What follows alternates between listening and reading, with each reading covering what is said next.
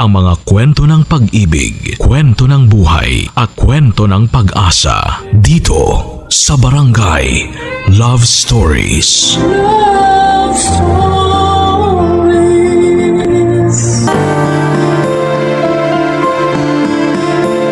Ang pagtigil ng pagtibok ng puso ay sinasabing hudyat na ikaw ay wala ng buhay. Kapag ikaw ay namatay, mamamatay na din ang puso. Ikaw kabarangay, namatayan ka na ba ng puso at ilang beses mo na itong binuhay?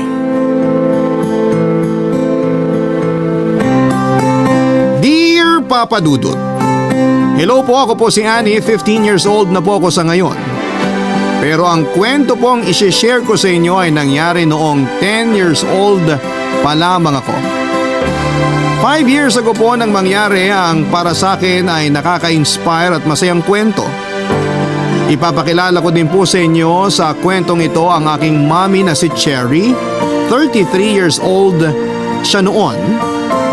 8 years naman pong byuda si mommy noong mangyari ang kwento na ito. Nawala po si daddy noong 2 years old pa lamang ako. Pero kahit nawala po si daddy ay naging okay naman po kami ni mami sa tulong ng mga lolo at lola ko sa parehong side.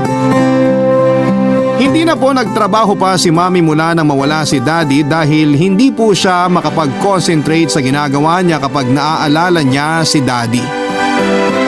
Opo, Papa Dudut, kahit 8 years na ang nangyari ay affected pa din po si mami sa pagkawala ni daddy. Ang maganda lang po ay hindi ako naapektuhan sa nararamdaman ni mami kasi hindi niya po ako pinabayaan. Lagi niyang sinasabi na ako ang bumubuhay kay daddy dahil madami daw kaming pagkakahawig. Pati na daw po ang ilang ugali naming dalawa ay magkapareho. Mahal na mahal po ako ni mami at mahal na mahal ko po siya. Dahil nga po dalawa na lamang kami ay masyado na kaming naging open sa isa't isa. Kahit bata ko ay nakakapagsabi ako ng lahat ng nararamdaman ko kay mami at ganon din si mami sa akin. Pati nga ang maliliit na desisyon minsan ay nagtatanong pa siya sa akin at kung anong suggestion ko ay binibigyang halaga ni mami. Sa araw-araw na kwentuhan naming dalawa ay hindi lumilipas ang araw na hindi namin napagkwentuhan si daddy. Kaya nga po parang buhay pa din si daddy. Kahit na hindi ganon kadami ang memory ko sa kanya, ay parang napakahaba na rin ang pinagsamahan namin. Dahil nga po sa mga kwento ni Mami, Papa Dudut.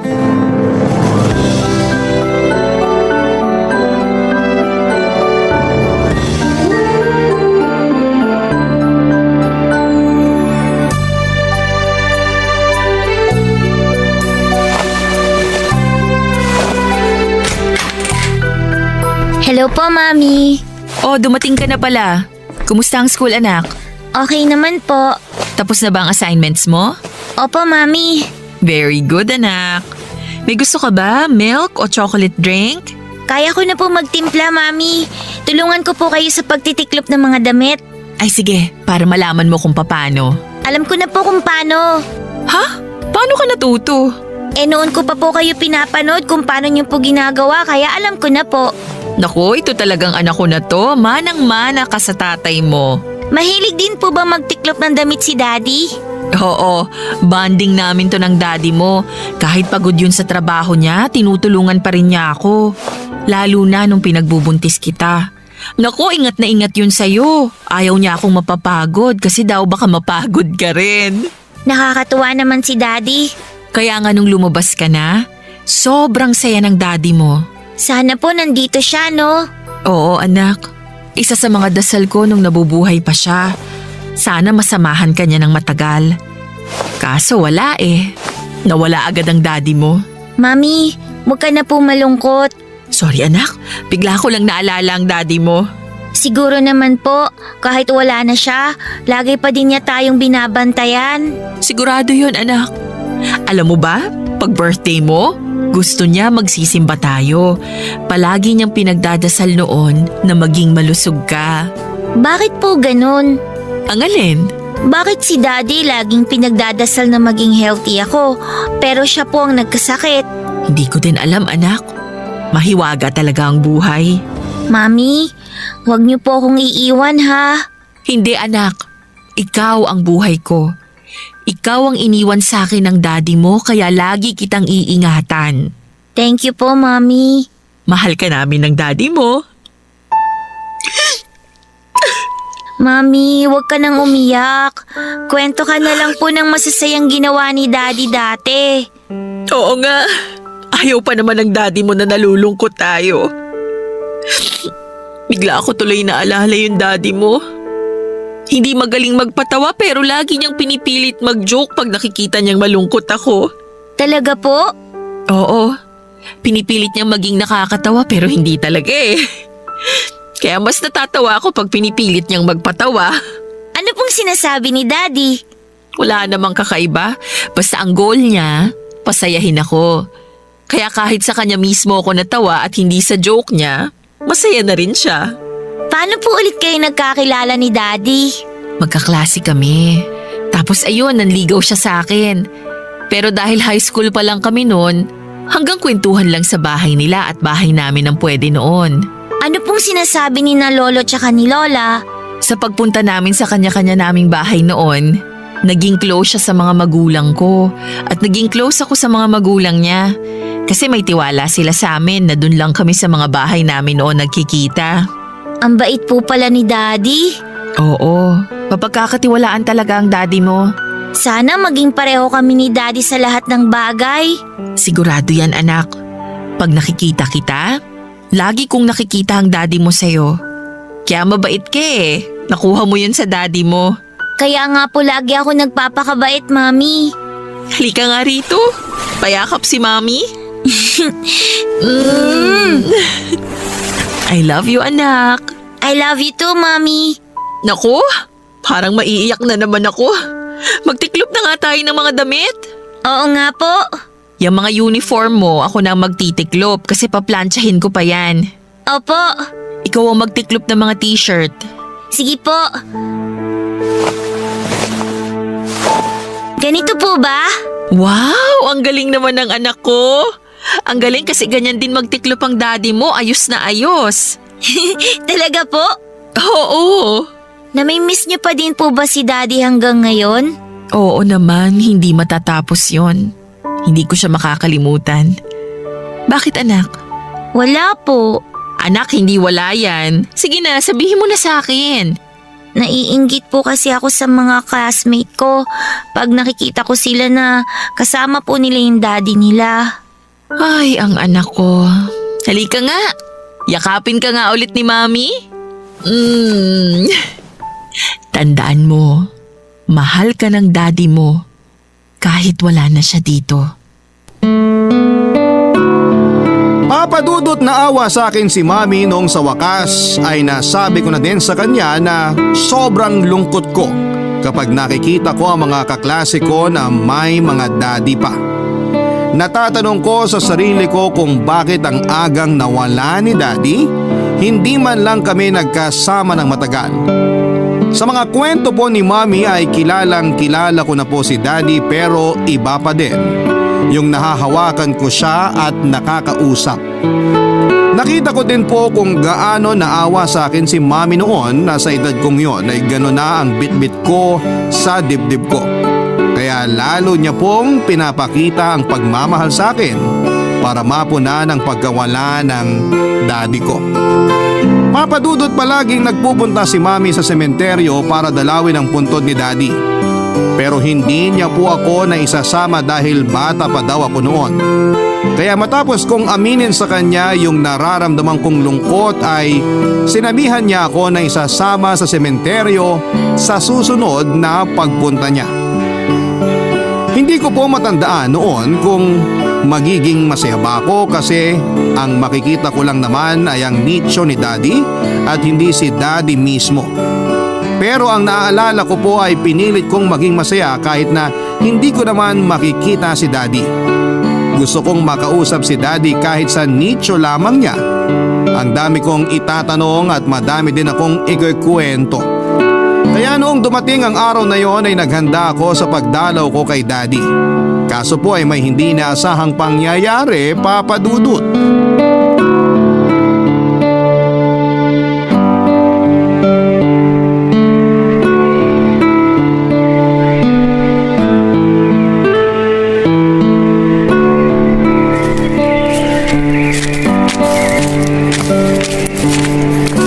Anak, eto na tayo. Asan po si Daddy? Ayan, sandali natakpan yung lapida niya. Upo ka muna dyan anak, maglilinis lang ako. Okay po. Madumi na pala rito. Sana pala nagdala ako ng walis. Tulungan ko po kayo. Wag na anak, madumi. Ako na lang. Okay lang po sa akin, Mami. Wag na anak, wala tayong dalang pamunas. Pero Mami… Mabilis lang to anak. Diyan ka umupo sa malilim. Teka, ililipat ko lang dyan yung mga bag natin para di maarawan. Sige po. Ang tagal ko na kasing hindi nakabalik dito. Ilang buwan na rin. Mami, yan po mga dumi, saan po ilalagay? Dito muna iipunin ko. Baka po magalit yung kamag-anak ng may nicho na paglalagyan nyo. Sandali lang naman, aalisin ko din agad, iipunin ko lang. Okay po. May tubig dyan anak, uminom ka na lang kung nauuhaw ka. Opo. Dad, pasensya ka na ha. Hindi ako nakabalik ng ilang buwan. Bala ko sana sa birthday mo sa 1 buwan pa ako pupunta. Pero namimiss ka na kasi ng anak mo. Hindi bale, lilinisin ko muna tong lugar mo para magkausap kayo ng anak mo. Hi, Daddy! Oh, kita mo yung anak mo? Ang laki na, di ba? Daddy, kumusta ka po? Naku Dad, excited yung anak mo na malaman na isasama ko siya dito ngayon. Hindi ko siya na isasama dati kasi bata pa siya. Baka makasagap ng sakit, mahirap na. Daddy, gusto mo po ng tubig? Kita mo? Parehong-pareho kayo ng anak mo. Ganyan-ganyan ka eh, masyadong maalalahanin. Manang-mana sa'yo yan. Ikaw na ikaw. Daddy, namimiss na kita. Sana po nandito ka.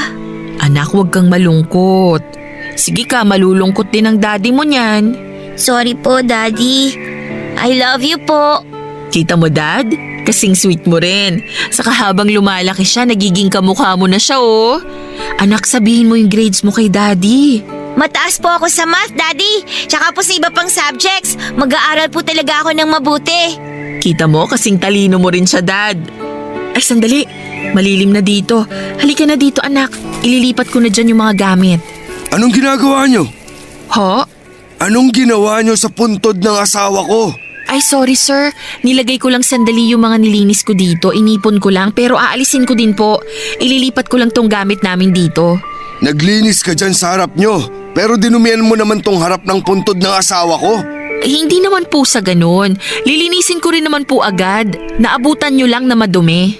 Grabe kayo, parang hindi nag-iisip. Sobra naman huyang sinasabi nyo. Kung sa inyo ko kaya gawin yan, okay lang ba sa inyo? Sinabi ko naman ho na lilinisan ko. Eto ho, pinupulot ko na. Pinupulot mo. Eh ang mga naiiwang dumi, paano mo papagpagin dyan? Hindi ko naman ho iiwanan. Bakit hindi nyo muna ako patapusin bago kayo magalit? Yung tambakan mo ng basura ang harap namin, kagalit-galit na yon. Lilinisin ko nga ho. Hindi nyo ba maintindihan yon? Ewan ko lang ha, ilang taon nang nakalibing ang asawa ko dito. Wala naman nang gaganyan sa amin dati. Ngayon lang. Ay nako. Ikaw pa ang galit? Sir, pasensya na po kayo. Hindi naman po nagkakalat ang mami ko. Ne, kitang-kita yung kalat. Kita mo na, tinuturuan mo pang magsinungaling ang bata. Sobra na po yan ha. Okay lang na bulyawan niyo ko kasi mali ako. Pero wag niyong sabihan ng sinungaling ang anak ko. Sabi ko, tinuturuan mo magsinungaling. Mami, wag na po kayo makipag-away. Hindi naman ako nakikipag-away anak. Kita mo na, nagsisinungaling ka, kaya natututo sa iyo yung bata. Laki ng problema niyo. Ako pa ang may problema. Sir, wag niyo na pong awayin ng mami ko. Mami, tutulungan kitang maglinis. Wag na anak, kaya ko na to. Diyan ka na lang sa malilim.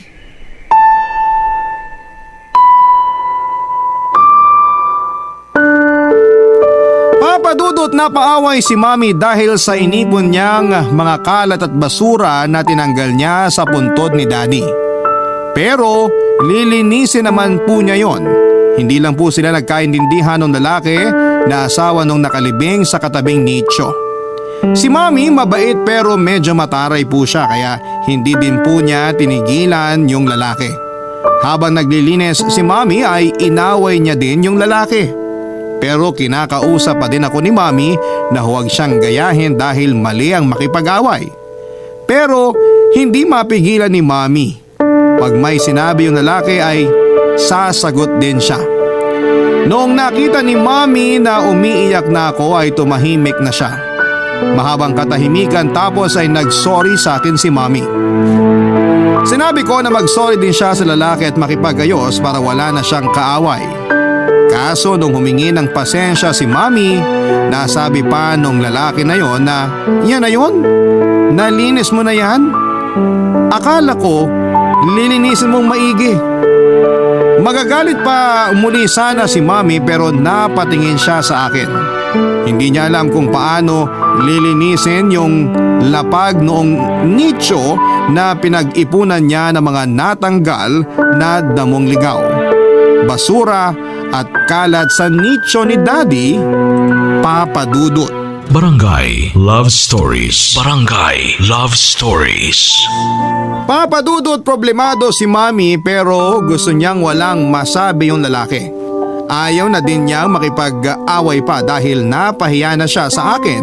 Ayaw niyang magaya ko ang pakikipag-away.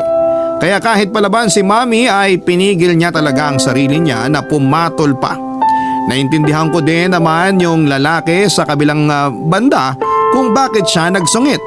Hanggang sa naalala ni Mami na sa pagpasok sa sementeryo ay may nagbebenta ng walis at iba pang mga panglinis. Kaya kinausap niya ako. Total ay malapit lang naman yung entrance ng sementeryo kung saan ay nakalibing si Daddy.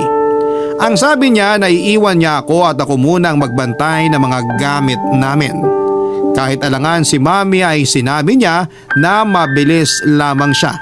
May bibilhin lamang siya sa labas.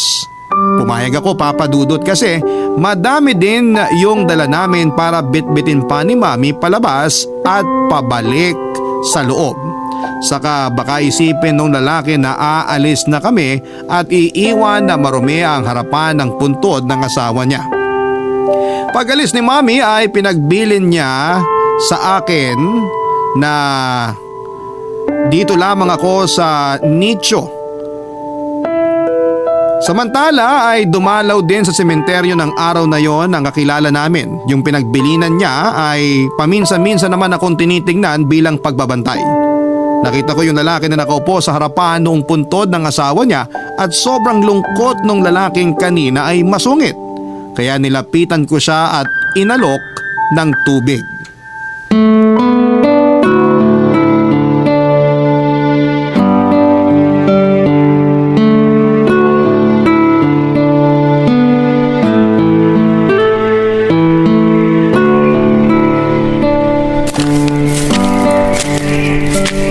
Hello po. Oh, bakit? Gusto niyo po ng tubig? Huwag ka dyan, mainit. Dito ka sa lilim. Salamat po. Bakit mo ako binibigyan ng tubig? Baka magalit ang mami mo. Hindi naman po bad si Mami. Hindi ko naman sinasabi na bad siya. Ang bad lang yung ginawa niya. Opo, bad nga po yun. Pero lilinisin naman po talaga niya pagkatapos niyang linisin yung kay Daddy. Inipon niya lang po dyan. Kita mo naman na problema siya kung paano lilinisin niya mga alikabok, lupa at iba pang naiwang dumi dyan. Pagdating po namin dito, marami na rin po talagang mga alikabok at saka lupa dyan. Medyo madumi na din po sa harap nyo, kaya hindi po lahat yan si Mami ang may gawa. Totoo ba yung sinasabi mo? Opo, turo po sa akin ni Mami, wag daw po ako magsisinungaling. Pasensya ka na kung nasabihan kitang nagsinungaling kanina ha. Nabigla lang ako. Kalimutan nyo na po yun. Inom na po muna kayo. Eto po oh. Salamat.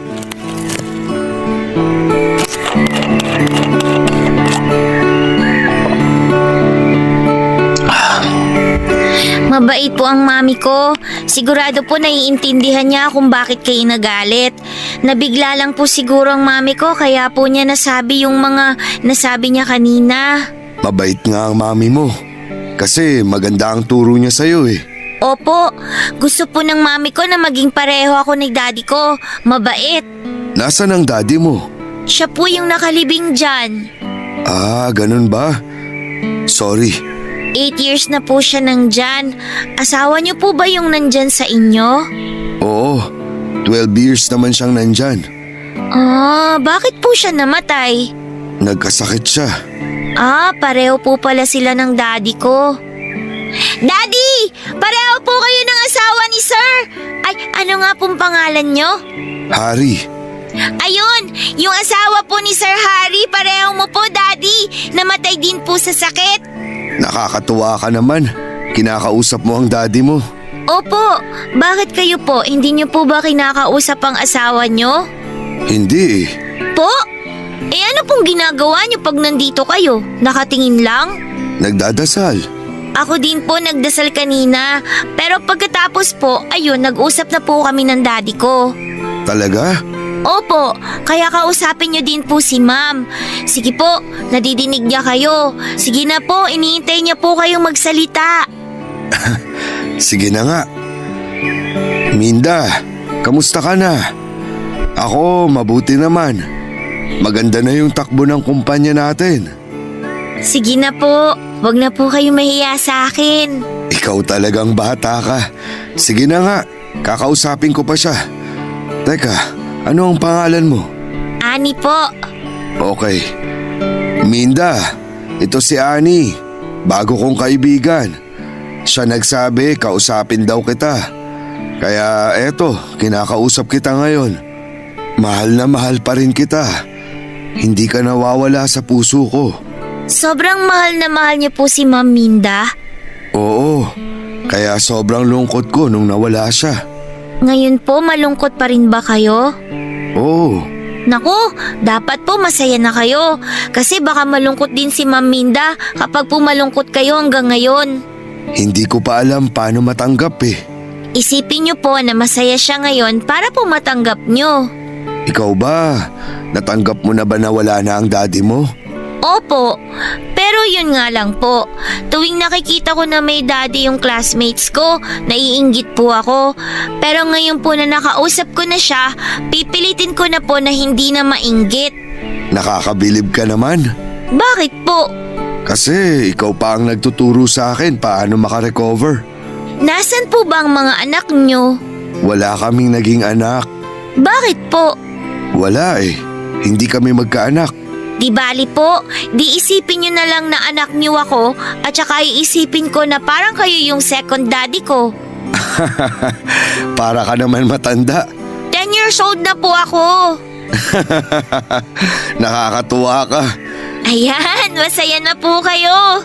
Salamat. Huwag din po kayong magalit kay mami ha. Hindi na. Sabi ko nga, nabigla lang ako kanina. Yan, mas masarap po kapag walang kaaway. Yun po ang laging sinasabi sa akin ng mami ko. Ang lalaki nga pong tinutukoy ko ay si Sir Henry. 50 years old po siya noon, byudo at walang anak. Nagtatawanan po kami nang dumating si mami at nagtaka ang nanay ko kung bakit kami nagtatawanan. Magagalit pa sana si mami pero sinabi ko na hindi nagalit sa kanya si Sir Harry kaya hindi na siya nagsalita pa. Maya-maya ay humingi ng sorry si Sir Harry kay mami at hindi kumibo si mami pero alam ko na okay na siya kaya lang ayaw pa niyang tanggapin. Ganon po talaga. Pag hindi po matanggap agad ang isang bagay ay hahayaan na lang po muna natin hanggang sa gumaan na ang loob. At yun po si Mami. Pinipigilan na din ni Sir Harry si Mami na ituloy ang paglilinis pero ang sabi ni Mami ay hayaan na lamang siya at sayang naman ang binili niyang walis kung hindi niya gagamitin. Matapos maglinis ni Mami ay hinain na namin yung mga baon namin at binilungan ako ni Mami na alokin ko daw si Sir Harry. Nahihiya pa nga si Sir Harry pero napilit ko din. Baka gusto ni Sir Harry na makasama ang asawa niya kaya dinalhan ko na lamang siya, Papa Dudut.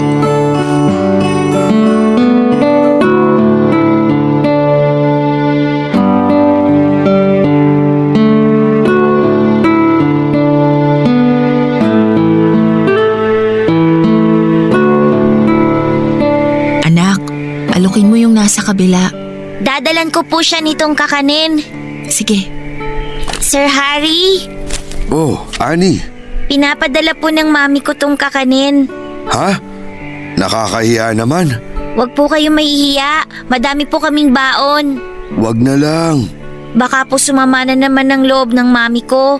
Kunin niyo na po. Sige na nga. Pakisabi sa mami mo, salamat. Ani, halika sandali. Okay po. Ay, may tubig na po ba kayo? Ayos na. Nakakahiya na. Ani! Sandali lang po ay kukuha ko kayo ng tubig. Wag na, Iha. Salamat sa tubig kanina. Wait lang po. Mami, bibigyan ko din po ng tubig si Sir Harry ha. Ayan, kumuha ka na lang dyan. Thank you, Mami. Sir, eto na po. Salamat. Pero wag mo na akong tawagin na sir. Hari na lang. Ay, magagalit po si Mami. Sabi niya dapat lagi po ako magalang sa kahit na po kanino. O sige, tawagin mo na lang akong Tito Hari. Okay ba yon? Sige po, okay po yun, Tito Harry. Nakakatuwa ka talagang bata ka. Teka, ano nga palang pangalan ng mami mo? Mami Cherry po, pero wag niyo na po siyang tawagin na Mami. Cherry na lang po. Ani! Sandali lang po ha, baka may ibibigay po si Mami sa inyo. Sabihin mo, tama na to. Ako pong bahala sa inyo, Tito Harry. Anak, halika na, kumain ka na. Mami, bigyan din natin si Tito Harry ng spaghetti ha. Sinong Tito Hari? Ayun po, si Tito Harry. Bakit naging Tito Hari na ang tawag mo sa kanya? Nakakatuwa po, no? Salamat dito sa bigay mo, Cherry. Teka, paano mo nalaman ng... Ay, di bali na, si Ani ang nagbigay niyan, hindi ako. Kami po ni Mami ang may bigay niyan. Tapos ito po ang spaghetti. Malapit na po kasi ang birthday ni Daddy eh. Nako, wag na, Ani.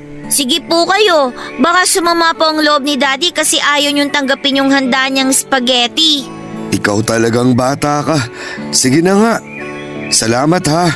Salamat, Cherry. Walang anuman. Tatawagin po sana namin kayo dito eh. Anak! Kaso wala pong kasama si Tita Minda doon sa kabila. Sinong Tita Minda? Asawa po ni Tito Harry. Namatay din po siya sa sakit kagaya po ni Daddy. Ikaw na bata ka, napaka-usisera mo. Mami, nauna pala si Tita Minda dito kasi 12 years na siya dyan. Si Daddy 8 years pa lang. Anak, hindi na maganda yan. Pinagkakalat mo na ang tungkol sa ibang tao. Si Tito Harry naman po ang nagkwento sa akin. Napag-usapan lang namin kanina. Kumain ka na nga, anak. Tito Harry, pag po may kailangan ka po, sabihin niyo lang po sa amin ni Mami ha. Sige, salamat uli. Anak, huwag kang nagtatanong tungkol sa buhay ng iba. Nagkakwentuhan po kami kanina. Mabait naman po si Tito Harry eh. Kahit na. Tsaka hindi mo siya tito. Bakit po si Tito Cesar? Hindi ko naman po talaga siya tito, pero tito po ang tawag ko sa kanya. Tung batang to talaga ang daming dahilan. Galit po ba kayo kay Tito Harry? Ikaw talaga, Ani? Mami, ano pong sagot nyo? Hindi na. Parang ikaw ang nanay ah.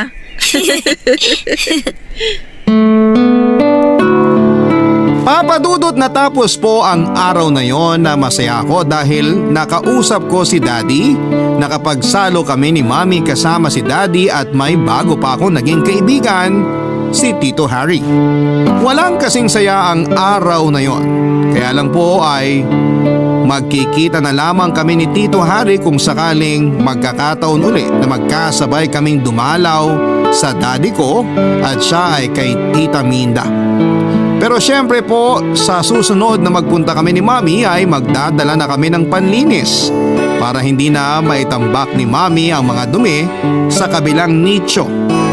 Pero si Mami ay napansin ko matapos naming dumalaw kay Daddy noong araw na yon ay parang nalungkot na naman siya. Kahit na hindi po niya sabihin sa akin ay nararamdaman ko po. Kilala ko po si Mami, bata pa ako ay kaming dalawa na ang laging magkasama. Kaya kabisado ko na po siya noon, Papa Dudut. Kinausap ko si Mami at ang sabi ko ay dapat ay masaya na siya. Kasi yun din ang sinabi ko kay Tito Harry na maging masaya siya kahit na wala na ang asawa niya. Tinanong ko si Mami noon kung ako ba ang dahilan kung bakit hindi niya magawa ang mga gusto niya. Nagulat si Mami at hindi alam ang isasagot niya sa akin. Kaya sabi ko na lamang sa kanya, dapat ay gawin niya pa din ang mga gusto niya. Sabi ko ay malaki na ako at kaya ko na ang sarili ko. Kaya hindi na niya ako kailangang pang intindihin. Magsasabi na lamang ako pag may kailangan ako. Nakita ko na po na napaisip si Mami, Papa Dudut. Isang araw ay kinausap niya ako tungkol sa importanteng desisyon niya sa buhay, Papa Dudut. Barangay Love Stories. Barangay Love Stories. Papa Dudut, kinausap ako ni Mami tungkol sa plano niya. Gusto niyang malaman kung okay lang sa akin na bumalik siya sa pagtatrabaho. Natuwa ako, Papa Dudut, kasi malilibang na si Mami, kaya sinabi ko sa kanya na okay yon. At sabi ko pa ay ako ang maghahanda palagi ng susuotin niya. Sabi ko ako ang magtitiklop ng lahat ng mga nilabhan niya para makatulong ako sa kanya. Natawa lamang si Mami dahil hindi ko daw kailangan. Magagawa pa din naman daw naming dalawa yon. Hindi daw mawawala yung routine namin na yon kasi isa yon sa mga bonding namin. Isa pa daw ay hindi pa naman siya nag-a-apply. Tinatanong pa lamang niya ako at kung sakali mag-apply daw siya ay hindi pa din naman daw sigurado kung matatanggap siya. Kaya naman pinalakas ko ang loob ni Mami at sinabi kong magaling siya kaya matatanggap siya. Makalipas nga po ang isang linggo ay ayun na nga, Papa Dudut, may magandang balita na dumating kay Mami. Kasi may final interview na kagad siya doon sa kumpanyang in-applyan niya. Sabi ko kay Mami ay mag-celebrate kami at natawa na lamang siya kasi interview pa lang daw. Bakit kailangan mag-celebrate kaagad? Ang sabi ko ay matatanggap siya. Natawa na lamang muli siya at wala nang nagawa. Pero mapilit ako, Papa Dudut. Sabi ko ay mag-celebrate kami pagkatapos mismo ng interview niya. Gusto ko ring sumama sa interview niya para diretso na kami sa celebration. Pumayag naman si Mami. Kinabukasan, nandun na kami sa opisina kung saan i-interviewin si Mami at maaga kaming dumating. Kaya kinausap muna ako ni Mami at ipinwesto sa may lobby kung saan ako maghihintay. Siyempre po ay daming bili ni Mami. Sinabi ko po sa kanya na huwag akong intindihin kasi baka kabahan siya sa interview niya. Nang pumasok na siya, ako naman ang naghintay sa labas nang biglang may kumausap sa akin.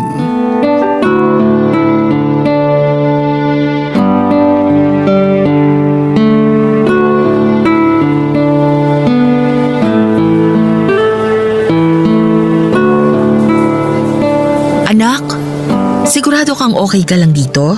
Opo, Mami. Doon lang naman ako sa loob. Ayan naman yung receptionist, kung ano man ang mangyari, humingi ka ng tulong sa kanya, ha? Mami, huwag ka na mag-alala sa akin. Baka kabahan ka pa sa interview mo. Kakabahan talaga ako pag hindi ka okay.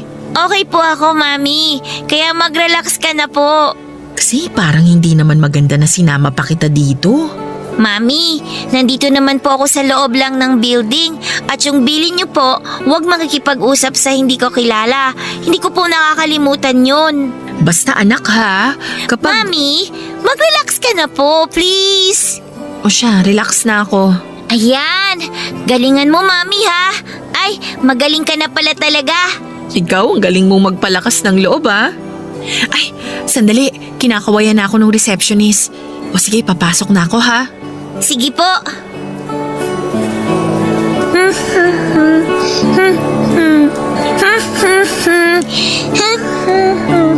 Ani? Po? Tito Harry! Ano pong ginagawa niyo dito? Ikaw, anong ginagawa mo dito? Nandiyan po si Mami sa loob. Bakit? May interview po siya. Talaga? Opo, mag-a-apply din po ba kayo? Hindi. Bakit po kayo nandito? Dito ako nagtatrabaho. Talaga po? Pag natanggap po si Mami, magiging magkatrabaho na po kayo. Saan ba siya pumasok? Doon po sa may receptionist. Sandali ha, Saan po kayo pupunta? may kakausapin lang ako. Ah, sige po. Nakakatuwa naman. Magkakasama si na Mami tsaka Tito Harry sa trabaho. Pero sana matanggap si Mami. Ani, kumain ka na ba? Opo, kanina po sa bahay. Pero pagkatapos po ng interview ni Mami, kakain po kami sa labas. Ah, talaga? Opo, may gagawin po ba kayo mamaya? Gusto niyo po bang sumama sa amin ni Mami? Sige, tingnan natin kung okay sa mami mo. Matutuwa po yun, sigurado po ako. Tanungin muna natin siya. Ngayon po ba may gagawin po kayo? Wala pa naman. Samahan niyo na po muna ako dito, Tito Harry, hanggang makalabas po si Mami. Walang problema. Dito lang ako.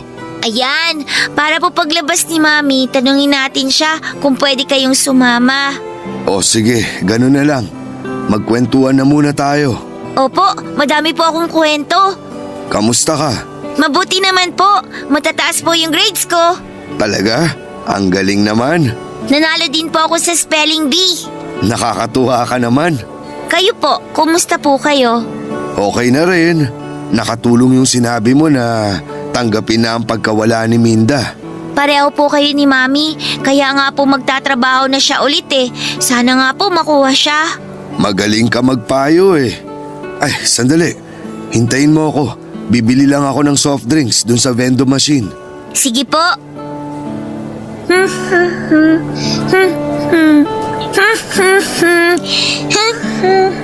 Anak. Mami! Ano, tapos na po? Oo, anak. Ano pong sabi? Anak, sabi sa akin. Tanggap ako! Yay! Ang galing ng Mami ko! Kaya magse-celebrate tayo. Cherry, Harry? Ani, ito ang soft drinks. Binilan na din kita, Cherry. Ba't ka nandito? Mami, dito din po nagtatrabaho si Tito Harry. Ganun ba? Inom na kayo. Mami, sasama po si Tito Harry sa celebration natin.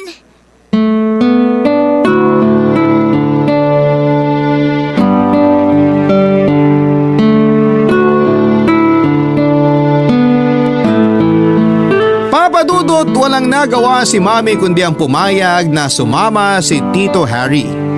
Hindi na din naman siya galit sa kanya kaya pumayag siyang sumama si Tito. Masaya ang kwentuhan namin noong moment na yon pero napansin ko pong hindi pa din ganon ka-open si Mami. Nahihiya pa din siya kay Tito Harry sa nagawa niya sa sementeryo. Mukhang na-guilty talaga si Mami doon. Marami kami napagkwentuhan maliban sa isang bagay na matutuklasan pa lamang ni Mami. Nakakatuwa na nakaka-excite noong dumating yung araw ng first day ng pasok ni Mami sa trabaho. Kitang-kita na masaya siya. Alam niyang makikita niya doon si Tito Harry pero hindi niya akalain na makikita niya ito. Hindi bilang empleyado kundi bilang may-ari ng kumpanya.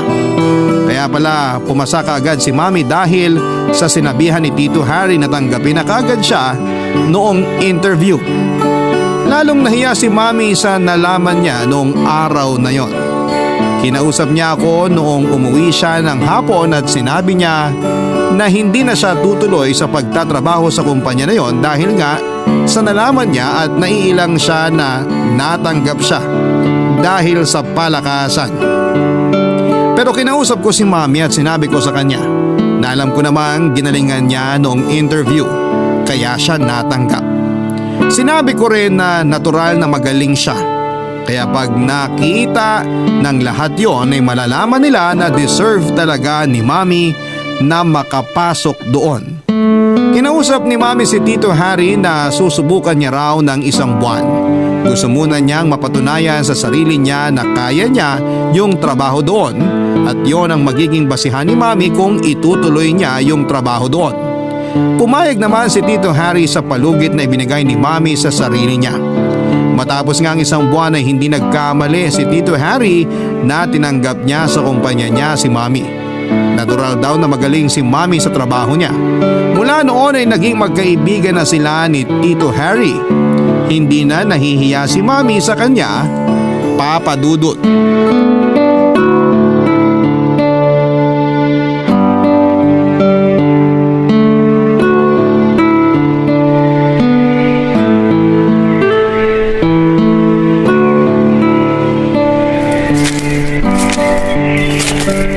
Minda, bakit ang linis nitong puntod mo?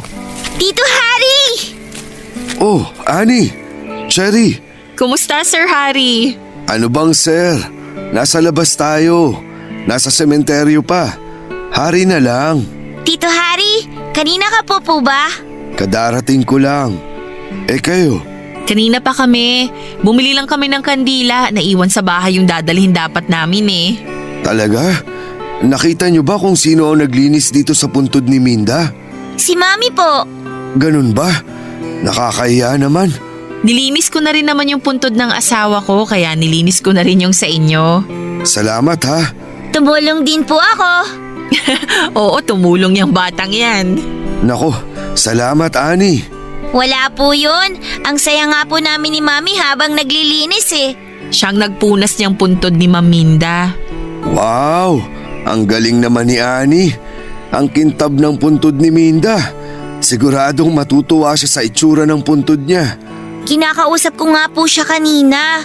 Naku, oo, kanina pa niya kinakausap si Maminda at ang daddy niya. Talaga ba, Ani? Opo. Anong sinasabi mo sa kanila? Sabi ko po na tulungan nila kayo ni Mami na matanggap na ang pagkawala nila at maging masaya na po kayong dalawa. Masaya naman ako ah. Ako rin. Nakamove on na rin ako. Bakit hindi pa po kayo maghanap ng bagong mamahalin? Anak, ano ba yung sinasabi mo? Kasi siguro po, pag may minamahal na ulit kayo, magiging mas masaya po kayo lalo. Sir Harry, pasensya na kayo dito kay Ani ha. Tama naman siya. Sabi sa'yo, Mami eh. Anak, napakabata mo pa ha. Hindi mo pa dapat nasasabi yung mga ganyan. Siguro naman kung maghahanap tayo ng bagong mamahalin, hindi na magagalit ang mga partner natin na tahimik na. Sa palagay ko, magiging masaya sila pag masaya na rin tayo. O di ba, Mami? Tama po ako? Anak, doon ka muna. Upo ka sa lilim, ayusin mo yung mga dala nating pagkain. Mag-uusap lang kami ng Tito Harry mo. Yay! Anong yehey? Po? Yay po kasi kakain na po tayo mamaya. O sige anak, ayusin mo na yung mga pagkain. Sige po. Nakakatuwa talaga tong si Ani. Pasensya ka na sa anak ko ha. Ano bang pasensya? Natutuwa nga ako sa kanya eh. Pasensya na sa mga sinasabi niya. Kahit na ang bata pa niya, medyo matatas talaga magsalita. Sa totoo lang, madalas nagugulat ako kasi ang dami niyang gustong sabihin. Matalino kasi ang mami niya. Baka sa daddy niya naman na, matalino ang asawa ko eh. Eh di mas lalo. Kaya pala siya ganyan kasi namana sa inyong dalawa. Salamat. Para saan? Sa pag-iintindi kay Ani. May point naman talaga siya eh. Siguro nga. Anong tingin mo sa sinabi niya? Sa palagay mo din ba matutuwa ang asawa mo kung maghahanap ka na ng bago mong makakapartner? Siguro. Matagal na din naman, kaya siguro okay na sa kanya. May nagugustuhan ka na ba? Ngayon ko lang naisip yung sinabi ni Ani kaya wala pa akong nagugustuhan talaga. Yun eh kung may magustuhan man ako. Sa bagay, Eh ikaw, meron na. Matagal ko na rin siyang gusto kaso naiilang pa ako magsabi. aba sabihin mo na baka maunahan ka pa. Tama ka. Pwede ba kitang ligawan? Ha? Mami! Umuo ka na! Papa Dudut, kahit na hindi po ako nakatingin ay nakikinig po ako sa usapan nila Mami at Tito Harry at dinig na dinig ko noong tanungin ni Tito Harry si Mami. Hindi po kaagad nagpaligaw si Mami kay Tito Harry. Masyado raw mabilis para pumayag siya kaagad. Pag-iisipan daw muna niya ang lahat at pumayag naman si Tito Harry at willing naman daw siyang maghintay. Masaya na daw siya na nasabi niya ang gusto niyang sabihin. Pero kahit na ganun po ay hindi naman nagbago sa amin si Tito Harry. Pareho pa din ang treatment niya sa amin ni Mami Papa Dudut. Hindi din kinulit ni Tito Harry si Mami. Hinayaan niya lamang na makapag-isip po ito. Sinabi niya din na kahit anuman ang isagot ni Mami ay handa siyang tanggapin. Nangako rin si Tito Harry na kung sakaling hindi pumabor sa kanya ang desisyon ni Mami ay hindi magbabago ang pagtingin niya sa amin. Kaya lalo ko siyang minahal. Tumuloy ang mga buhay namin at patuloy pa rin sa pagpasok sa trabaho si Mami. Tapos ay dumarating na nga yung time na palagi na din po kaming sabay-sabay na dumadalaw kina Daddy at Tita Minda. 2 beses sa isang buwan kaming dumalaw sa sementeryo at katulong na din po namin si Tito Harry sa paglilinis ng mga nicho. Matapos makapag-isip-isip ni Mami ay pumayag na rin siyang ligawan ni Tito. Makalipas nga ang 3 buwan ng panliligaw ay sinagot na ni Mami sa wakas si Tito Harry, Papa Dudut. Mahal pa din namin ni Mami si Daddy at ganoon din naman si Tito Harry kay Tita Minda. Pero masaya na din sa pagmamahalan nila sina Mami at Tito Harry. Ako naman po ay hindi naiinggit tuwing nakakakita ako ng mga kakilala na kasama ang papa nila. Dahil may daddy na ulit ako na nakakasama ko na sa mga okasyon at selebrasyon sa eskwelahan man o sa pamilya. Maraming salamat po Papa Dudut sa pagbasa ng kwento ni Mami at Tito Harry. Forever fan po ako ng Barangay Love Stories sa Barangay LS. Ang inyong forever kapuso at ka-barangay, Annie. Nagustuhan ng iyong napakinggan? Ituloy yan via live stream sa www.gmanetwork.com/radio. Barangay LS 97.1 Forever